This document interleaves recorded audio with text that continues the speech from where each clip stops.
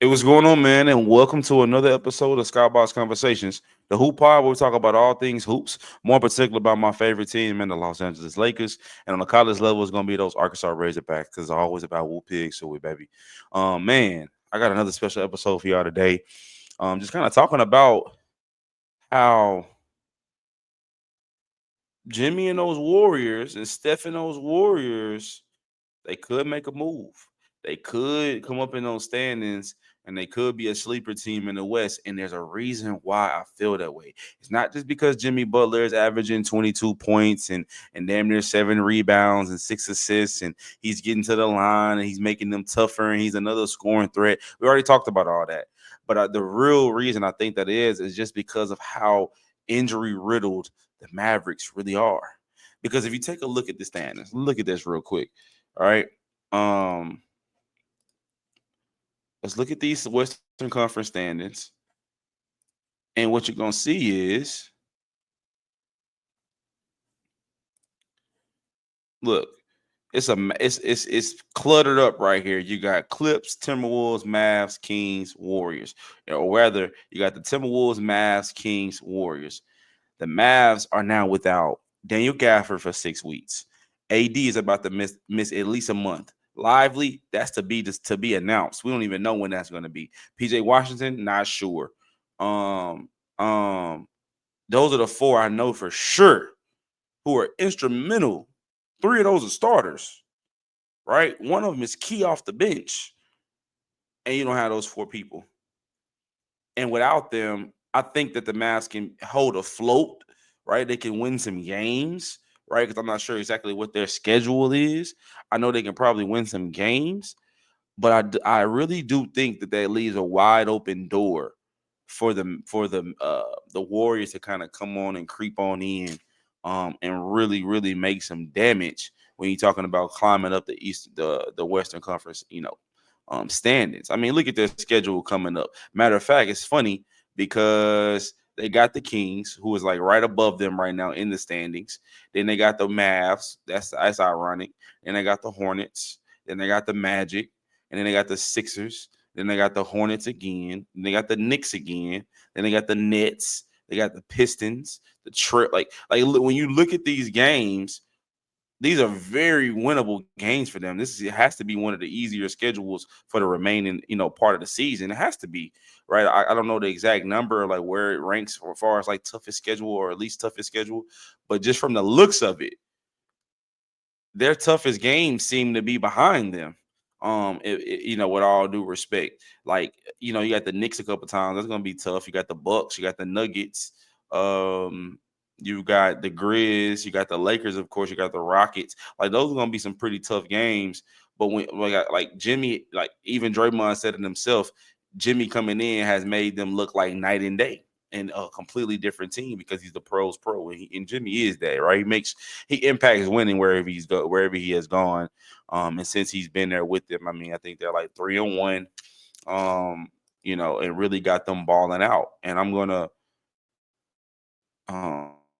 pull up one of my tweets, man, where I kind of talked about that a little bit more, to get an exact on his numbers real quick, so I can share that with y'all because I mean it speaks for itself. But I think the biggest thing here and the biggest point of it all is that the Mavs being kind of riddled, me not really you know, trusting the Kings like that. The Timberwolves are kind of shaky too. There's a lot. It's the Suns stink. They can't figure it out for some reason. The Spurs, I don't know what the fuck they doing.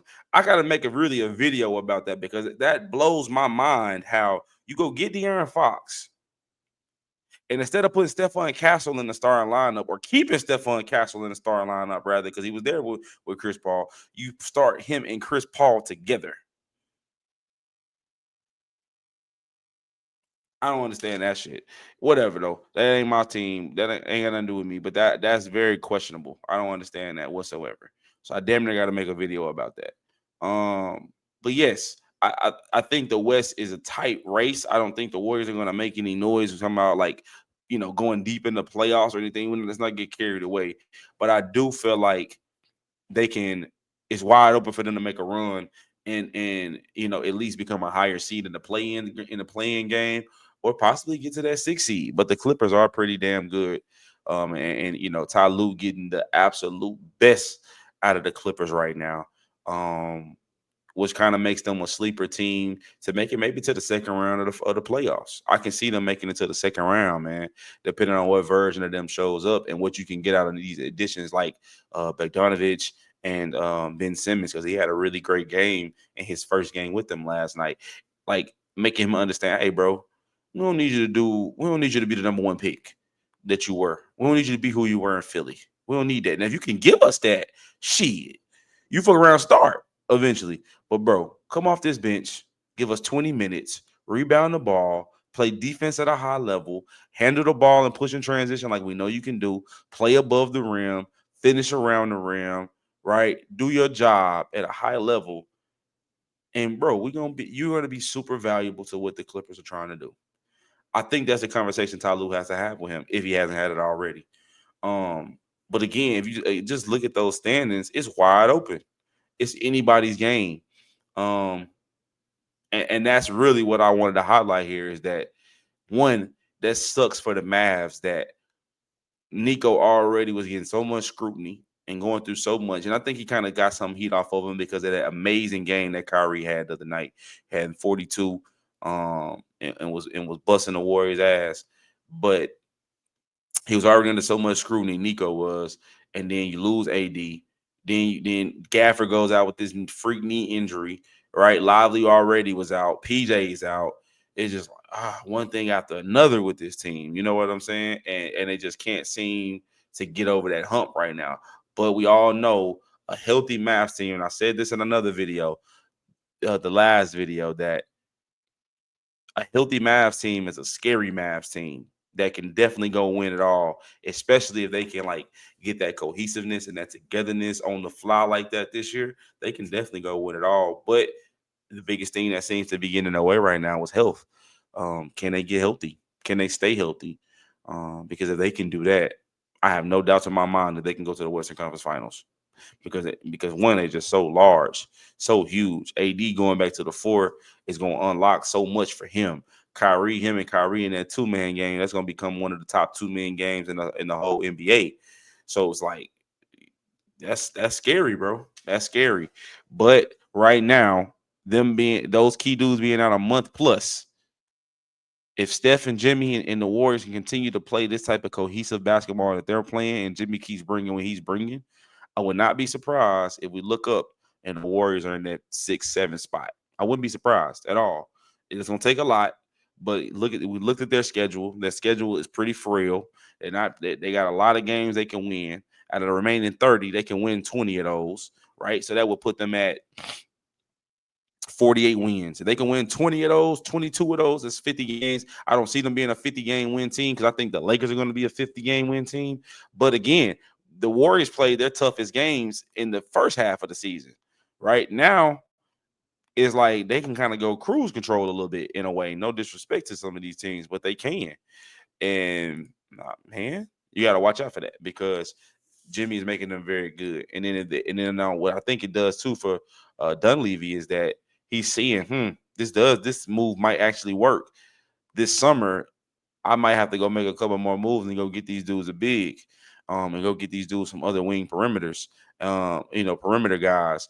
And if they're able to figure that out, dude, like imagine if they went to go get like a Cam Johnson, this Warriors team, and they go get them a bona fide big. They can run the floor and even stretch the floor.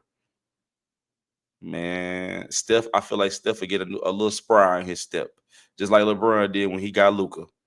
Man, Steph gonna feel like he's 10 years younger if he go get them pieces. Because there have been times where Steph was just like, I'm over this shit, bro. Like getting triple team, can't get no shot off, so much attention on me, and nobody else stepping up when I'm giving up the ball. I'm making the right play. People not making shots. Wiggs was struggling. Wiggs was in and out of the lineup. Buddy Hield came in to the team on fire. Now he's struggling. Like when all that started to happen, it's just like, bro. But I feel like Jimmy gave him, a little life, and he gonna make a couple more moves this summer. The Warriors can become a whole different team. Like they can go back to championship contention that quick. And so you got to respect that and pay attention to that. And that's simply what I wanted to say on this video, man, because it sucks that the Mavs are having to go through this, but when they get healthy, they're going to be scary. But it opened up the West a lot, especially for those teams under the Mavs and things like that. And I think the Warriors are one of those teams under the Mavs right now that you really got to watch out for because of how they're playing and the value that Jimmy is bringing to that franchise. I'd love to know what y'all think about that, man. Be sure to like, subscribe, and comment on this video, man, so I can engage with you guys at a high level. I love y'all so much, man. Until the next episode, man. That concludes the episode of Skybox Conversations. Peace.